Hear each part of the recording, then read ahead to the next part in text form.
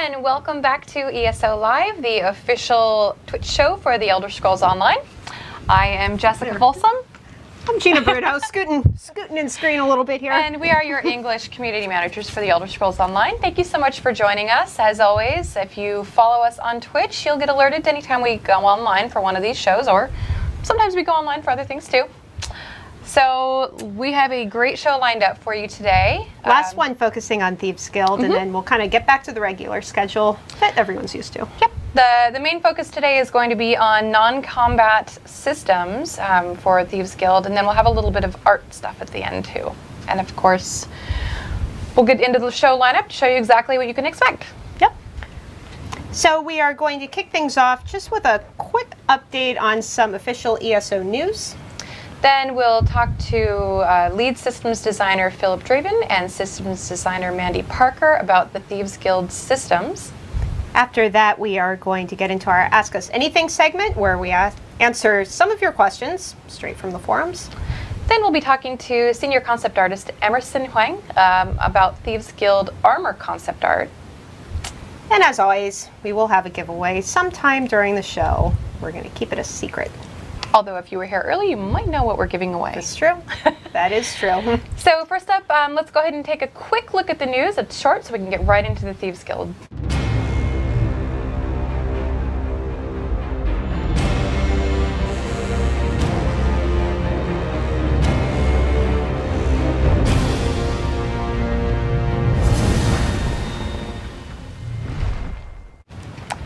We're back. Welcome back. So to kick things off, currently on PTS, we have patch 2.3.3 that is live. Early next week, either Monday or Tuesday, we will be pushing out our last PTS incremental on PC 2.3.4. We have a number of fixes going into Thieves Guild and the trial, but we also have some new features going in. We have some crash fixes for some of the more common crashes that you might have encountered. The 64-bit client, which is something that we've been kind of working out the issues a little bit on some of the Windows operating systems, so that should be fully functional come next week. For all supported Windows. So it's going to be Windows 8 and also Windows 10. Those will be fully up and running at that point. The clemency passive, this is something that's been kind of working, kind of not for a little while, but this will be fully in next week's PTS patch, so we definitely want you to try it out and see what you think about it. And Philip and Mandy will talk about that a bit next. Indeed. And lastly, cross-faction trials. Now, this is something that we didn't really talk about too much ahead of time, but this is going to be in the next PTS incremental patch. Surprise! So you will be able to group up with friends from other alliances to kind of complete a trial. That includes the new one, all the old ones, and Dragonstar Arena. So awesome! Pretty cool stuff. And of course, the Thieves Guild update and base game patch are coming very soon, right around the corner. March 7th is when it's coming out on PC and Mac, and then March 22nd and March 23rd for Xbox One and PS4, respectively. And we are actually going to be doing something a bit different this time with the release. We're actually planning to launch on PC and Mac for both North America and Europe at the same time. We're going to be starting the maintenance around 6 a.m. on the 7th. So if that changes, we'll let you know. That's the current plan of attack, though. So that wraps up our news, and we'll be talking to Phil and Mandy next about the non-combat Thieves Guild systems.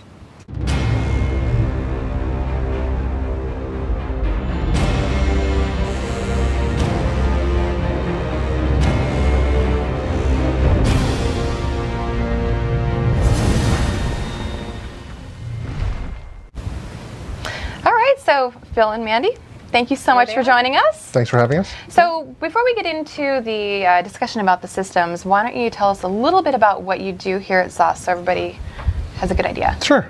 So as lead systems designer, I'm in charge of a team that is responsible for the non-combat systems in the game.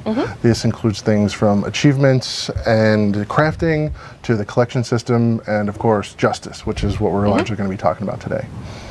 And I work primarily on the justice system. So that started years ago when we actually were designing the justice system all the way up to now with the Thieves Guild and upcoming stuff. So I guess we should start with like some of the things we did specifically for the Thieves Guild with Justice, because one of the things with Justice is that we always intended for it to be like the backdrop for Thieves Guild and for Dark Brotherhood. We wanted it to support anything that we would design in the future, and have it like make all the tools so that we could later use those to actually build interesting content and make these awesome stories. So one of the things that we did for the Thieves Guild DLC right now is the skill line. So that was a really interesting design challenge for us, because we wanted to make it so that you were an awesome thief if you went through and got all of the skills for the skill line. The entire purpose of it is to make you the best thief in Tamriel. So they don't affect combat, they don't affect like PvP, it doesn't affect any of that, but it makes you an awesome thief. And of course, we already had the precedent of the Legerdemain skill line, which we needed to make sure that they played nice together and that they didn't kind of step on each other's toes. Right. Like Legerdemain makes you a good criminal, but you know, if you want to focus on being a thief, you would go through with the skill line with Thieves Guild. And we wanted to incorporate various elements of feedback that we got from players and our internal metrics that suggested that certain things might be worth exploring. Right, like, hey, I really like this in the Legerdemain skill line, but I'd love to see this thing too. Exactly, and we wanted to add some fun flavor elements to it as well. Yeah, and we noticed that a lot of people were really focusing on, like, you know, being a thief when they were playing Justice just regularly over the past year. And so some of the pain points that they brought up, we wanted to incorporate into skills to make it like, you know, so that you are, you know, with haggling, for example, you are getting more money for all the things that you're fencing. And for Swiftly Forgotten, like, your bounty is going to be, you know, it's going to reduce over time a little bit faster. And for Veil of Shadows, when you're trying to pick up things behind a merchant, you can kind of ease behind them a little bit easier and grab stuff. So those are the incremental passives that we wanted to kind of round out the system, but we wanted a few that were a little more involving and a little more exciting that players could really engage with. And one of those is Timely Escape, which Kyle is going to show us in a moment here. With Timely Escape, if you are in combat and if you have heat, sometimes on your compass you'll see like a little icon that shows up, which you can see right there. And if you follow it, you'll find a footpad. And it will whisk you away. Yeah, the footpad is somebody who's part of the guild, and you can click on them and you'll be able to flee. Is he gonna make it? Maybe. If that was close. Kyle, if you're you had stunned, one job. Yeah. But yeah, the thought behind the footpad is that they are members of the Thieves Guild also, and that they are trying to help you out in your moment of absolute need. And this actually came out of a funny conversation that we had a long time ago, back when we were doing the original round of Justice. And Matt Weathers, the concept artist for ESO, he was talking about the Matrix, and he said, you know, wouldn't it be cool if we had a skill where you're like, you could use your phone and you could say, you know, show me an exit, and like you immediately can run to the exit and like you're safe. And I was like, you know, I think we can actually do that. And so we started prototyping it, and then we were like, you know, that actually fits more with the Thieves Guild.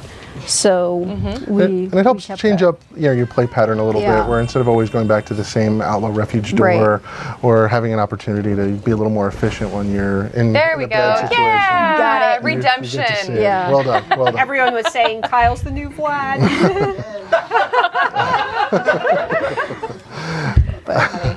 Yeah, and you show up safely in the refuge, and you know you have escaped all of the hate of all the guards in the area. So how often can you use that skill? You can use it as long as you're in combat and you have heat. And the footpads do change up their locations. They're not always there. Once once anybody uses them, they're gone, but they might pop up somewhere else in the city. So if Phil and I were both running to the same footpad and I got there first, then he would have to find a different one. And then you'd go, yeah.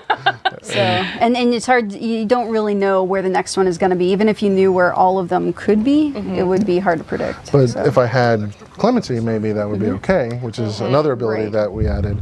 The thinking there is that periodically you get into a bad situation, you might have a full inventory of really valuable stolen goods. Maybe you have a couple purples on you. And you really don't want to have to like pay out and lose everything. Or you have items for the repeatable quests, which you really don't want to lose. Yeah. So we thought, you know, if there was a way that you could just be like, you know, I know I messed up, but just let me go this one time, pretty please. And, you know, we made the clemency skill out of that. It's kind of your once a day, get out of jail free card.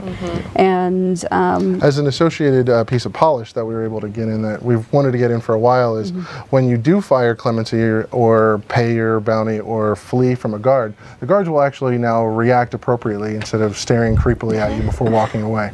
So now they'll actually say something appropriate to their personality, to their gender, to their race, and it kind of fits and just makes it feel like a more complete experience. Yeah, all of the guards actually have different personalities. So, you know, and it's based on their gender, their race, and then the voice actor and their location. Yeah, and so, you know, you might run into a guard that has a drunk personality or one that is angry all the time or something. Yeah, and so when you say, you know, when you use clemency, they'll react appropriately to their personality and to you, and then or the other pay off your fine. And that'll be live with Thieves Guild launch. Yep. It's all fully VO'd and just adds a lot of flavor to it. Yeah.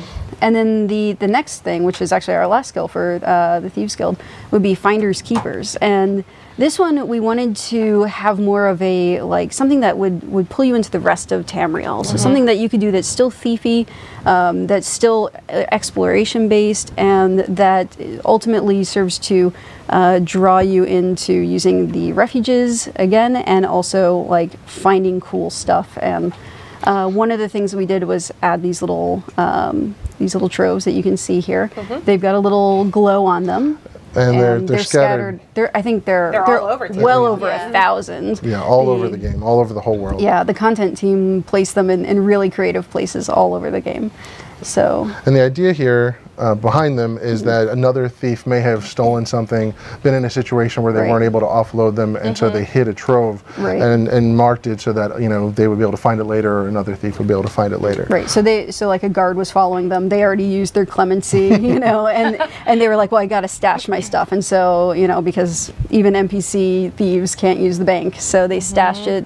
And you just happen to find it first, and hey, you know, all's fair in the Thieves Guild, right? And you can find some pretty good stuff in them. Yeah. You know, from item set gear. We do have item sets. We added the notion of stolen shipments, which is kind of fun, where it's a stolen shipment, you open it up, and it could be, you know, 10 giant spoons or 10 scarves or any type of thing. And like those are designed for the collection. Yeah, absolutely. So, you know, you can use those to kind of help out with any of your repeatables, with certain ones of them anyway.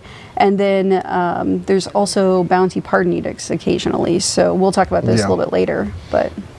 So that covers the skill line. Yeah. But that is not the only thing we added. We expanded justice in a number of different ways. The Thieves Guild is packed with stuff. And we mentioned the repeatables a couple of times, but we had to do some item tagging first. Right. And the item tagging system is a notion of categorizing all of these different stolen treasure items that you can get throughout the world, from pickpocketing, from safe boxes, from, you know, going into people's houses and stealing from their wardrobes. And Mandy did a lot of work on our item database to make this make sense. So we already have it so that, you know, if you go to like a cabinet, you're more likely to get dishes, and if you go to you know, a wardrobe, you're more likely to get clothing and things like that. So there's a logic behind it. Right. And we also have it so that, you know, if you're in Bankra, you'll get something that's kind of more geared towards orcish culture and things like that. We try to make it feel as organic as possible. So it's not necessarily you're always getting the exact same thing from the exact same spot, but it kind of has some good overlap. Yeah, and we wanted to really build on that and still have like a more of a challenge so that you remember where the best places to go are for certain items. So in the Thieves Guild, we have these repeatables where sometimes it'll say, you know, you need to steal like 3 utensils or something. And so as a player, you would think, hey, where can I find a utensil? And you're like, tavern or yeah, a tavern, exactly. And so like a cabinet or something like that. And so you kind of know where you should go, and you're gonna logically, as you play, just kind of realize, oh, hey, certain places or certain objects are more likely to drop certain things that I need for these quests. And so the hope was is that when you get these repeatables, you know, you kind of develop a plan in your mind, and you're like, okay, I know I need to go to the kitchen for this one, or next one I need to go to, you know, a stable or something like that, or pickpocket a fisherman maybe, or a bard, you know, things like that. Yeah. And so to do that, we had to go through our entire database of what are we up to now? Almost 3,000 justice items. Yeah. Right. And just the two of you? Honestly, it was mostly just me. me. Oh, wow. Yeah. Well, consistency then, right? Yeah. So yeah, I mean, it was, you know, going through each item and saying like, okay, should this be a musical instrument? Should it be a device? And the first time that we went through it, we just did one tag because we were like, oh, that's probably going to be good. But we went through and we did some play testing of it, and we thought, you know, maybe they should have up to 3 tags, because sometimes you'll get like a musical chamber pot or something really bizarre. And we don't actually, but I kind of feel like that should be a thing. But like, you're like, this should be a musical instrument and also something else. And we ended up going through and saying, okay, well, these can have up to 3 tags. It also makes it a little easier when you go through and find several items that you're more likely to find something that's going to hit the tag of the category that you need for your quest. Yeah. So yeah, and all of the justice stealable items will have, you know, a couple of tags, or at least one tag, but up to 3 tags. And so, you know, except for these, which are the these are the secret things. Good segue here. Yeah. So up until now in the justice system, you couldn't get anything above purple quality treasures. Right. And so you know, wanting to move a little bit beyond that, combined with a lot of positive feedback from the museum quest in Orsinium, we wanted to kind of meld those ideas together to make a unique experience. Right. And this also builds on like the Skyrim quest, where, you know, in the Thieves Guild, where you go around and you steal like the golden ship and you put it in your guild.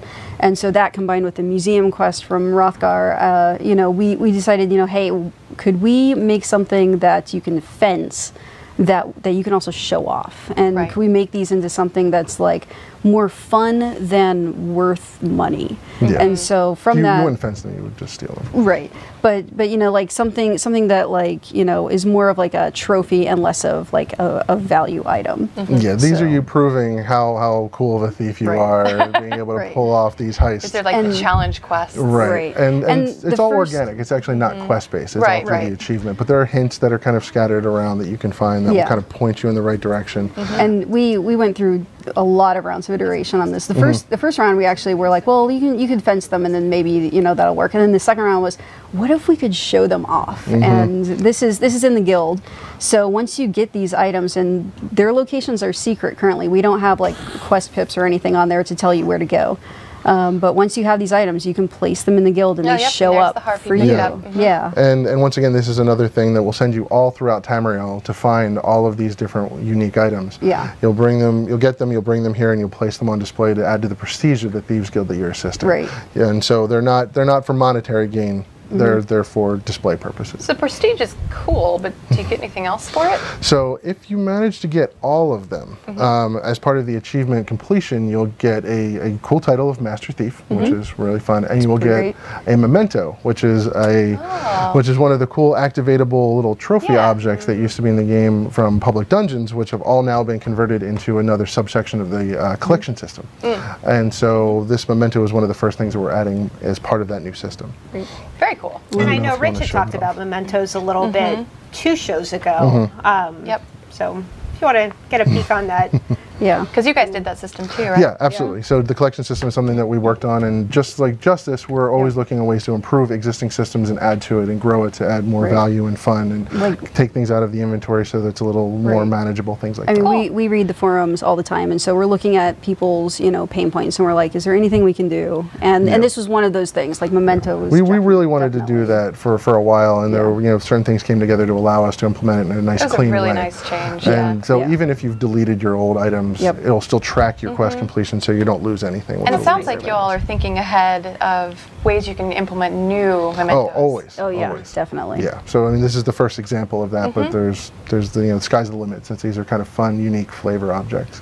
And speaking of fun objects, we have the hidden panels. Right. So in the world now, there's various places you can go, and we call them clickies internally, but interactive objects throughout the world. So there's a crate, you go grab it. There's a safe box. There's a treasure chest. There's a sword on the wall. Our game is all about interactivity, and so one of the things that we added were these hidden panels that are kind of subtly integrated into the world. They have a little marker on there to suggest that maybe there's something going on with them. They should all be marked in some way. Yeah, have some indicator. And the idea here that we wanted to add. I knew. We're definitely going to get something kind of questionable. So the idea with these, we wanted to play it a little different than just random stuff that you got.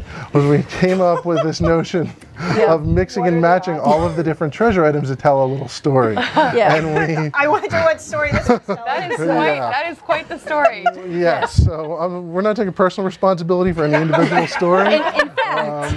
In fact, the cool thing about this is that we kind of we crowdsourced all this with the studio. So we sent out a list of all the justice items to people, and we were like, hey, can you guys pull like 2 or 3 items from this list that makes a funny story? And that's almost worse. This is almost weirder. But I kind of want to find out.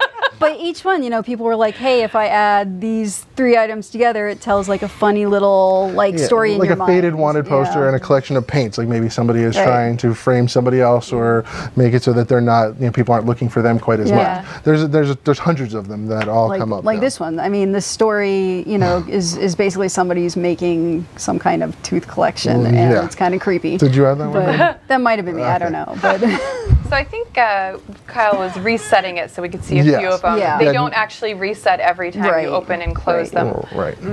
And so they'll be scattered around. This guy's standing on it. He's like, no, don't take my stuff. That's where he's keeping his weird stuff. He doesn't appreciate you being there, rummaging through his hidden panel. Right. And these aren't always just the floor, right? No, there are many of them. There's a number of them, so you got to keep your eyes out. They're not always super obvious, but if you're looking, you'll find a few. Yeah, the savvy thief will run into them, but it's going to take some exploration. And these are currently just in Abba's Landing? Just for now, yeah. But like with everything else, we always look for ways to expand them and grow them, and depending on how players feel about them, we may be able to bring them to more areas. Cool. All right. Right on. Yeah. So let's say I'm running around and I'm stealing stuff and I'm getting chased by guards a lot. What can I do? So besides clemency. In addition to the skill line that we added where maybe you're not getting detected as often, or maybe you're losing your bounty a little faster, or you're getting out of it with clemency, we also realized that we're sort of really emphasizing players going out and being criminals between Ledger Domain and Thieves Guild and upcoming content. So we introduced the concept of bounty pardon edicts. These are special objects that you can get as part of rewards for different types of quests, or maybe you can find them in these thieves troves that will instantly clear some amount of your bounty for you. Yeah. Do you want to talk about the different tiers? Yeah, we have 3 different tiers. We have a low tier, which is 500 gold, and a medium tier, which is 2,000 gold, and then a high tier, which you will find out for yourself. It's more of a unique reward, but it can clear a significant amount of your bounty. It is. It is a lot, and the low tier ones are going to be found more in like the thieves troves kinds of things, and then the medium ones would be for rewards with your repeatables, the repeatables and the heists and stuff like that. And so if you find yourself, incidentally getting some bounty here and there, you don't necessarily need to go and pay it off. You don't need to worry about getting confiscated, and it will clear all of your associated heat, I believe, when you use them as well. So between this and some of the Thieves Guild passives, you guys have given thieves a lot of good tools to get out and get their items to a fence. Right. And they all hopefully, tie together well, so you can kind of pick how you want to progress your character between Ledger Domain and Thieves Guild, different item sets that might assist you in some of your thievery behavior. Right. And now you have all these additional options. I mean, the tagline is, play dirty and get away clean. Right. And that was, we were trying to think like, okay, is this going to make you play dirty? And if not, can we make it, get away clean? So, we kind of had those 2 goals with all these things. And then do we want to get into the summonable fence here? Yeah, I think we should. Okay. That's a pretty interesting new feature that we have. Yeah, so just again, going back to the collection system, one of the new categories is the assistant category. And this category is sort of a subcategory of pet, where you have to pick between having an assistant or a pet up. But an assistant will actually have some type of specialized service that they can offer you. In this case, with the smuggler, they can actually fence your goods for you out in the field, so you don't need to necessarily go back to an outlaw refuge. That's handy. And they charge a fee, so I mean, it's more ideal if you have a lot. You know, if you can get back to the refuge, you should do that. But if you're in a tight place, or you know, in an area where you're really cleaning up and you don't want to necessarily take the time, or you're worried somebody else will come in and grab those safe boxes, then you can offload everything and go right back to your criminal behavior. Yeah, precisely. But yeah, they're super cool looking. Yep. And they'll follow you around. They won't get into combat with you or anything like that. It's not meant to be a combat benefit. They're very focused on one particular function. So, you know, the smuggler is there as your fence. So, yeah. Pretty good. Okay. And how do you get her? So right now it's going through the Thieves Guild skill line. However, the assistance as a category is something that we can grow. So there's some things you have to do to get this particular one? Yes, this is a content-driven one where you play through the Thieves Guild skill, or the Thieves Guild quest line, excuse me. Very cool. And then we already announced that there are a couple more that are going to be coming in the Crown Store, but they're different than this one. They have a different function. There's a banker and a merchant. Yep. And we can keep adding things there as we evaluate player feedback and see how they come. Yeah. Great. Cool. And then yeah, those are sort of the big beats of the Thieves Guild systems that we've added, but we've really been looking at all of the individual pieces of justice, you know, since we implemented it, you know, over a year ago now. And so anytime we have a chance to do even a small update or a small change that makes it, you know, more fun for players or more, you know, more enjoyable as a thief specifically for Thieves Guild. We tried to take that opportunity, and we had so many small changes with Thieves Guild, but a couple of those, you know, we added a new kind of category of crime in the world, right? And we're calling that criminal mischief, and this kind of gives us as developers more tools to make more crimes. So it's a little bit of a catch-all. So you know, there are crimes between, you know, pickpocketing, stealing, and murder, and we wanted to represent that within the system. So now, you know, we have the potential to say, well, maybe in certain cases, you know, arson would be considered a crime, or in this particular quest, something very like specific defacing might a building. And we message that very clearly. You know, it's got the red icon and the red you're name. Definitely warned before that happens. It's well known, but then if somebody witnesses you, just like anything else, you can incur a bounty. Okay. And I'm sorry, going back to gosh, I'm blanking. What do they call that? Pregnancy brain? What was the guy called? The Smuggler. Gosh. Going back to him, somebody in chat was asking if you'd be able to launder items at any point. This is just fencing. This is just fencing items, but you can fence through the smuggler at any point that you can interact with the smuggler. So it's not like just a one-time use or anything. You can nope, it's basically like a pet with very few additional restrictions. Where if you can summon the pet, you can summon your smuggler, your assistant, and fence your items. But like Mandy said, there is a fee, so you'll have to weigh that against the convenience of it. But I mean, since we are also like going into our next thing that we did for justice, since we did up all the values of purple items and white items. You might say, well, you know, hey, now that this purple quality item is worth 1,500 gold, maybe I'll take the 35% cut. Because I'm still coming out ahead, right? Cons, I guess. Yeah. So we try to keep an eye on things and look and make these minor changes over time. We noticed that white items weren't being fenced very often. People were going for green since they're relatively easy to get. And so we wanted to make an interesting decision where maybe if you didn't have a lot of time to play, you would just go steal a bunch of items, and instead of just destroying your white stolen items, you might, and you're like, oh, well, I'm getting a decent percentage of the value, so I'll go sell them. And then combined with things like haggling, it makes it even more of a compelling choice.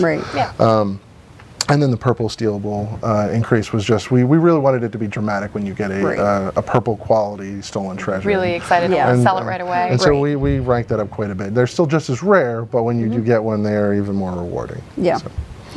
Okay. And then the other big update would be with trespassing. You know, we made a bunch of different changes with trespassing.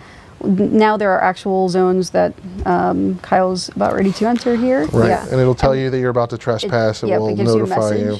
And at the bottom, you can see your infamy meter is up. And completely. Even though you have no bounty right now. You're totally legit technically, but you know you have maximum heat. You will be spotted. And just being seen is considered a crime in this case, where in most cases that's not how it works. So if he were to just step back out of the trespass zone, he'd be fine. That would go back down. But if you notice, he just incurred bounty for being witnessed just by being seen. And any guards that are in these areas will attack you on sight because you are clearly not supposed to be here It's whatsoever. like a restricted area kind of thing. So this would be a good area if you stole something and you're worried about getting seen to Right. use your smuggler. Exactly. Exactly. And one of the other things we have in Trespassing area would be like Clairvoyant Guards, which... So with us adding all of these additional ways to kind of avoid guards, we definitely wanted to take a look at the guards themselves and make sure they were compelling and not trivialized. Right. And so there was a lot of work done on these Clairvoyant Guards for, having them be a little more aware of their surroundings and be able to toy and interact with the player's stealth behavior a little bit. And they're not only in Trespassing areas, but they are predominantly there. And they're in the heists too, right? Yeah, they are. So you'll notice them as Kyle is sneaking up on this guy here. There is a circle around his detection area, and if you're sneaking and if you have heat, they will notice you and they will reveal you. And and then you're knocked out of stealth immediately. So if you're not witnessed, then you'll be witnessed. Yeah. And it's easy to kind of tell where they are. Not only do they have the line around them, but they also are carrying a lantern. Yeah, we try to call a lot of attention to them because they have a little bit of a unique behavior. Yeah, well, the torch, the lantern, any guard that's carrying a fire has kind of historically been, like, they're going to see you through your disguise. Exactly. And we tried to, the colors similar to Mage Light, which is also a detection ability. So we tried to make it as consistent as possible and clear to the player. I think that hits most of the main beats with the justice system, but obviously we're continuing to tweak things. We're looking at feedback, we're looking at metrics, we're looking at forums. Absolutely. And moving forward, obviously we're not done with the justice system in any way, especially with what's coming up in the future. Yeah. So we're really eager to see how people at large dive into these systems. Yeah. Awesome. There was one question going back to the Thieves Guild passive skill line. Okay. Somebody was asking how you level the skill line. So, that's a good question. Yeah. Just like with some of our other Retro Banana. guild skill lines, you'll level it up by participating in the Thieves Guild. So by completing the quests in the quest line, by going and performing the repeatables, by performing the heists, by participating. It's not exactly like Ledger Domain in that any criminal act, such as pickpocketing or laundering, will increase it, but specifically associated actions with the Thieves Guild. Exactly. Yeah, okay. Yeah. I think that just about wraps it up. There there's a lot of questions in here about basically not for you guys. Okay. So, Okay. Well. So Robles not they're here. just kind of going through and chit-chatting amongst themselves. Sure. But yeah, this is really cool to see. And again, this will be live in like a week and change. Yeah. Yep. So Yeah, we're really excited for everybody to dive in, and just like I said, with all of our systems, we're always looking for opportunities to expand. So anytime players have a good idea that we can incorporate, we try to get it in there. Well, we can't wait to see your new systems on live and see what you guys do for future updates. So thank you so much for coming on and showing us everything you've been working on. Yeah, thanks for having us. Yeah. Thank you. So I think next up, we're going to do a giveaway? do a giveaway. Why not? So before the show started, sort of just kind of polled the early guys that were sitting in chat asking, what do you think we should give away today? And we all decided we'll do a hoodie. An Alliance-specific hoodie. And just keep in mind that this is only sizes medium, large, and extra large. That's just all we have in stock. Yep. So if you would like a hoodie, you can go ahead and just type hoodie into chat, and we will grab some random person. Totally random. And you will win. Today's my day. Yeah? You're going to win, CJ? CJ's going to win, he already said. Sorry, I guess we're not doing a giveaway now. So, after this, we'll get into I just need to readjust, I'm sorry. Yep. After this, we'll get into the Ask Us Anything. So that's some of your questions from the official forums and our answers that we've gathered from the devs. Look at all those hoodies. I know. Props to the guy writing Hodor. Hodor. You're spelling hoodie wrong. Okay, so we are going to pull our winner so we can get right into our next segment. It is Bram the Slayer 2000. Congrats, Congratulations, Bram the Slayer. Bram the Slayer. Kai is going to reach out to you on Twitch chat just to kind of get your address, your Alliance preference, and your size. So make sure and look out for a message from him. It might go into your other tab, so be on the lookout. And as we said, next up we are going to get into Ask Us Anything.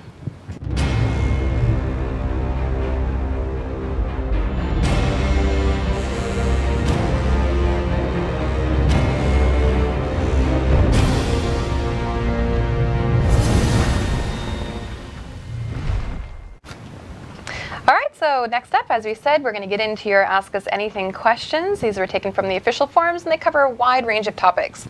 So first up is a question by Cale Braun. He or she asks, will we be able to steal some awesome things in Thieves Guild? So we kind of went over that a little bit earlier with Mandy and Phil, but if you have access to Thieves Guild, the DLC, you'll actually be able to loot Thieves troves from all around Tamriel, those with the little blue boxes that they were showing off. If you're above level 30, there's actually a small chance that you'll get a purple item set piece as well. So since these items are stolen, though, you will need to make sure that you launder them to prevent them from being confiscated by guards. Careful. Next question from Vox asking, will there ever be some sort of DLC bundle, let's say with all the DLCs kind of grouped together for a slightly discounted price? And if so, when could we expect to see this happen? It's definitely something that we've been exploring and talking about internally, so stay tuned for details. Maybe. This is from Gitterick. Are there any plans for new emotes to be released with DLC or in the Crown Store? Not emotes specifically. Such a tease. We're going to move on to the next question. To relax. Is it possible or feasible to adjust the battle spirit buff for a certain campaign, like the no CP campaign that's coming up? And if so, is something like that being considered?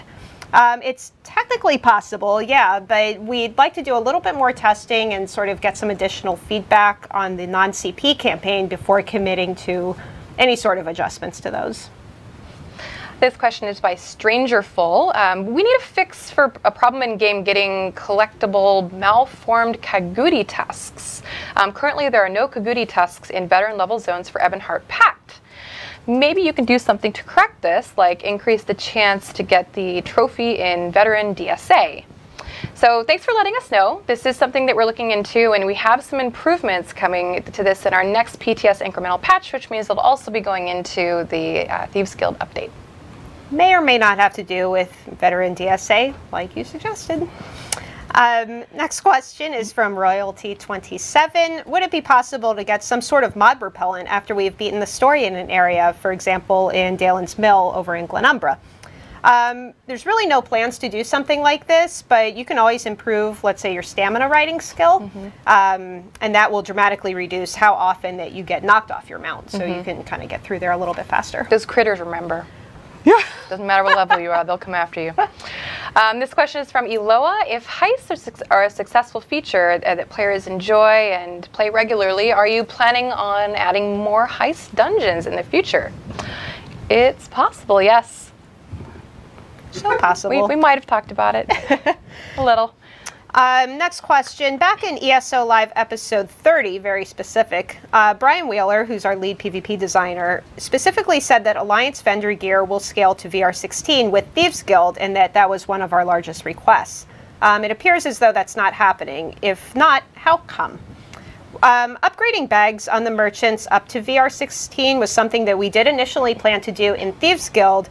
However, this wasn't quite ready for this update and has been pushed to our next update, which is Dark Brotherhood. The traveling merchant that shows up in Cyrodiil each week will have VR16 items, though. So it is coming. This is by Moriarty23. With Orsinium out and setting the precedence for new zones to be battle leveled in the future, what is ZeniMax's view on what it means to level a character? For example, what does it mean to replace your level 20 items with level 40 items in a future where there is a mechanic to make them equal in the end? So this is a very good question. So your gear is actually a very important role in the power of your character, and upgrading the gear is very crucial. So there are actually skill points to hunt down, there's new abilities to unlock, and battle leveling doesn't perfectly even out the playing field, but it does help close the gap some. But some players who invest time and effort into getting the best gear and abilities will always be stronger than those who don't. There you have it. Davey, 1107, asking, with so many motifs, simply searching for a purple in a guild store can generate thousands of items. Can we get some sort of style filters or piece filters? This is something that we know that you guys are really interested in, and we do have some long-term plans that should help address this, but just keep in mind it's not something that's going to happen overnight. This one is from Patreus. In the Year Ahead blog, Grandmaster Firer, Like I that. like that. Said your focus this year was going to be on social. You hinted at LFG, the LFG group tool, improvements, adjusting to leveling, and but also will we see the focus on social in the content you're building? Apart from instance dungeons and raids, do you have content that brings server and faction communities together? So if you mean server-wide events where an entire faction needs to collect a bunch of stuff and trigger an event, no, we don't have any plans for anything like that currently. But if you mean more solo and group-based activities in the same space, like Rossinium, then yes. We are moving right along here. Would it be possible for older set drops to get an update to be at max level? That is very possible, and it is something that we've done in the past with trials. When doing this, we want to make sure that the item set works with the current metagame and is also competitive with other available item sets. This is by Jared Lindsay. Will there ever be a full-on expansion pack for ESO, something with a number of significant changes to the terrain and environment of Tamriel? Our focus continues to be on building new areas and locales, so if we do plan on rebuilding any of the old areas, we'll be sure to let you know. Next question. When will the provisioning writs delivery point be aligned with all the other crafting writs? Right now, the top tier writ goes to Arsinium, as it should, but the next one goes down to Cold Harbor. This should be Belkarth or Craglorn, like every other writ. Currently, the writs filter by your tier of crafting passive and your ability to go to a turn-in site. With provisioning specifically, there are actually fewer total ranks to group writs by than with all the other trade skills. As a result, Belkarth and Orsinium share a tier, and the provisioning writs at that tier are only delivered to Belkarth if you don't have access to the Orsinium DLC. This one is by Ashtal. How is the AP reward for killing another player calculated? The power and skill of an opponent can vary so wildly from player to player that there's no way to calculate exactly how much AP you should get from each individual kill. This is why all players have a flat value that scales up depending on their level and AP rank. Sorry. Kai was just asking, he's like, who was the winner again? So I was just trying to get that over to him. Bram the Slayer. Bram the Slayer was the winner. All right. Sorry about that. Next question. Will you ever rise Craglorn from the dead by making it soloable or making it scale to the character level like Hrothgar? That is something that we would love to do someday. That's it. This question is by Booner. In PvP, my teammates and I constantly encounter what we call Team Green. So what is Team Green? Team Green is when two enemy alliances team up and zerg the third alliance with overwhelming numbers. Specifically, Aldmeri and Daggerfall zerging up in against this case. Ebonheart. Yep. Because, you know, yellow and blue make green. Right. I guess there's a Team Purple too. Will there ever be some kind of underdog buff for the faction that's being outnumbered like this during battles in PvP? We actually have a scoring and population underdog buff, but no combat buffs planned at this time. Second to last question. With the weekly rewards for Maelstrom dropping weapons 100% of the time now, will we ever be able to get gold jewelry again? It's a good question, and the answer is yes. We are planning to add a 50% chance to get gold jewelry from Maelstrom Arena in the update after Thieves Guild is released. Awesome. All right, so this is our last question. It's by Junkogen. Do you have any plans to add more functionality to the Snake Blood passive from the Alchemy skill line? So adding a new feature such as, let's say, poison making would give us a good opportunity to expand the usefulness of this passive. So stay tuned. Poison making, huh? Poison making? We might have mentioned that at some point, maybe. Maybe. And just to be clear, all these questions that we pull from is from a specific forum thread. It's called Ask Us Anything. It's stickied up on the general discussion section of the forums. So if you have a question that you would like us to consider answering, you can just plop it over there. And sometimes if we see a question that we think is really good, but it would require an extremely long or complicated answer, we'll instead answer it on the forums because you don't want to hear us spouting out a paragraph here. Maybe they do. I don't know. I would assume not. So coming up next, we are going to get into our next segment, which is talking about concept art, specifically armors, with Emerson Huang.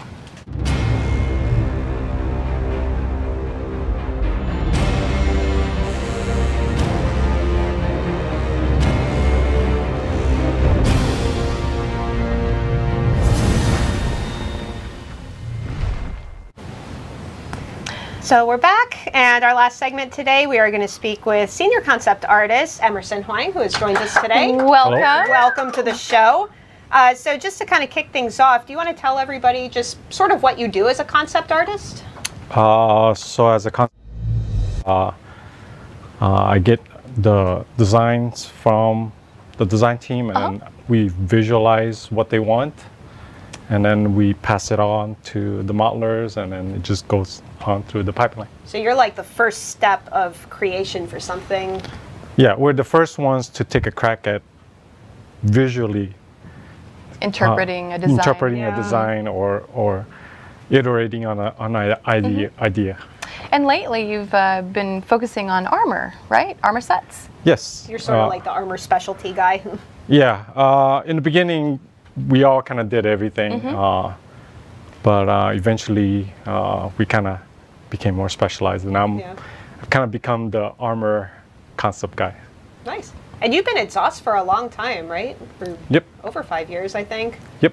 Over 5 years. And how long have you been just in the industry in general? I've been working in the game industry for over 12 years. Wow. Nice. Always doing Very concept cool. art. Always doing concept art. Great. Excellent. So we wanted to show off sort of some pieces that you've done, and specifically for Thieves Guild, and sort of what that process is like, kind of starting it at the very beginning. So I guess we can kind of get started with this first one.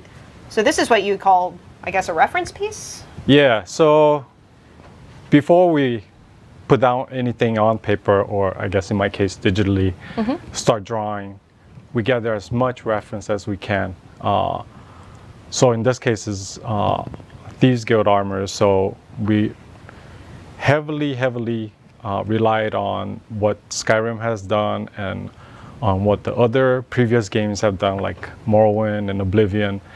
And we are really conscious of trying to keep what they've done and just, in a way, improve on it or iterate on it, but still keep that familiarity. So people look at it and go, yep, that's definitely Thieves Guild armor. Right, right.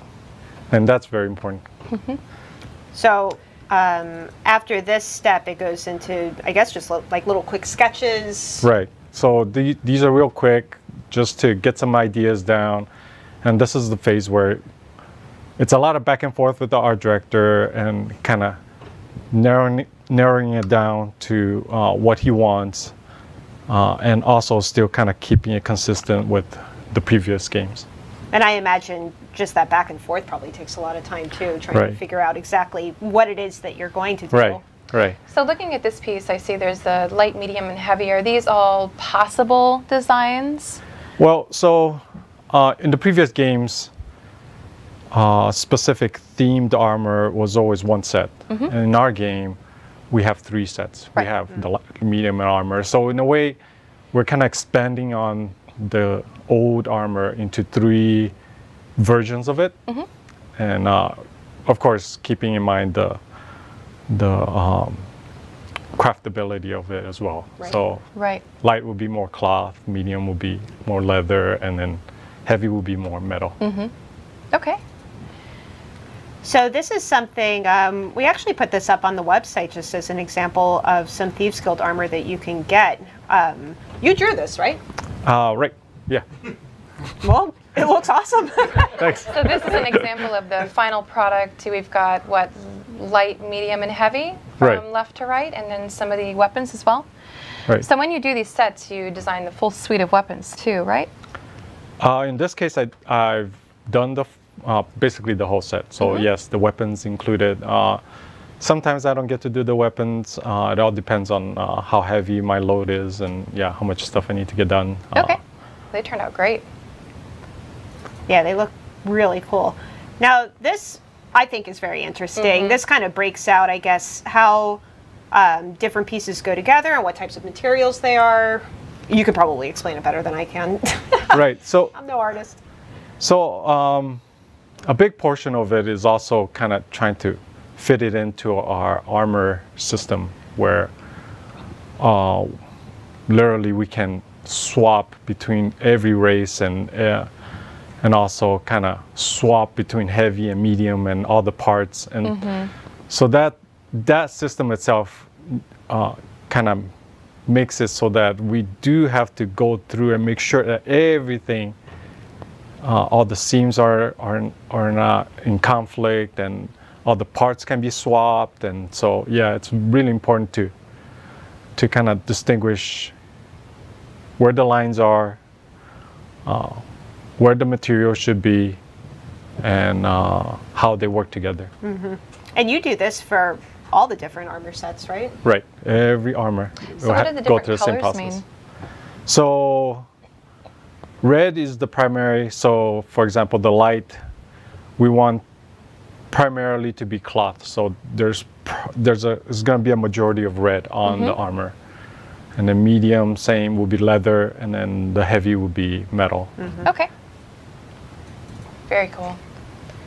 So this is Malakath, I believe. Yeah, so this is same process. I was going to say I can barely read it from back here, but I think so. This it's is another Malakath, yeah. example of. Are we looking at light, medium, and heavy again? Right. Usually, light on the on the left, medium on the middle, and then heavy on the right. Nice. Very cool. So you guys go through this type of study for every single armor set that's created? For every single armor set. Wow. Yeah, we have to make sure we can work with everything. So. And this here is the Ragata set, which is another one of the Thieves Guild sets, and you did this one as well? Right. This one looks really cool. Yeah. It's a little different. What was the inspiration for this one? You kind of spoke to the Thieves Guild, drew upon previous Thieves Guild sets. What about this one? So this one was a little bit more influenced by Yokuden. Okay. And specifically more of an ancient kind of Yokuden feel. So I had to reference the previous Yokuden version that we did, and also the other games. Okay. It looks great. Yeah, it does. Thanks. Somebody in chat was calling it the Red Bull armor because it gives you wings. Very cute. So you've been doing concept art for a long time. What's one of your favorite things that you've done specifically while working here at SOS for ESO? Of course, armors are fun.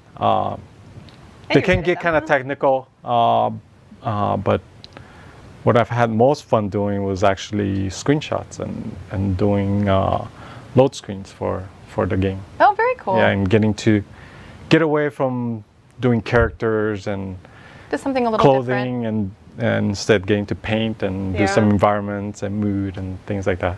So a lot of the load screens that players have seen, you probably had a hand in creating, right? Some, not that many, but Some of the earlier ones. Yeah. Cool. Well, everybody loves the art in the game. They're all giving you props in chat saying that it looks great. So Well, thanks. it was nice talking to you and kind of just seeing real quick how something like this gets done. Everyone's kind of like, well, we've seen this on PTS, but yeah, we know. But it's kind of cool to see where it even starts. So again, thank you for kind of hopping on the show with us. And Yeah, thank you. Thank you. And yeah, all this again will be live in just a week and a couple days. So it's coming up quick. So that wraps up our show for today. Thank you so much for joining us. We are actually looking at when we're going to have our next show, so stay tuned for that, and we'll let you know the date. It may be in a couple weeks, so we may wait a little bit longer than that. See how things go on live when Thieves Guild launches. So as always, we'd love to hear what you thought of today's show. Like Jess said, the next show will be whenever it is, and we'll be kind of going back to our regularly scheduled program once Thieves Guild has launched. So let us know what you thought. If you have anything to share with us, you can shoot us an email at community@elderscrollsonline.com. And thanks so much for joining us. We'll see you in Tamriel, and have a great weekend. Bye.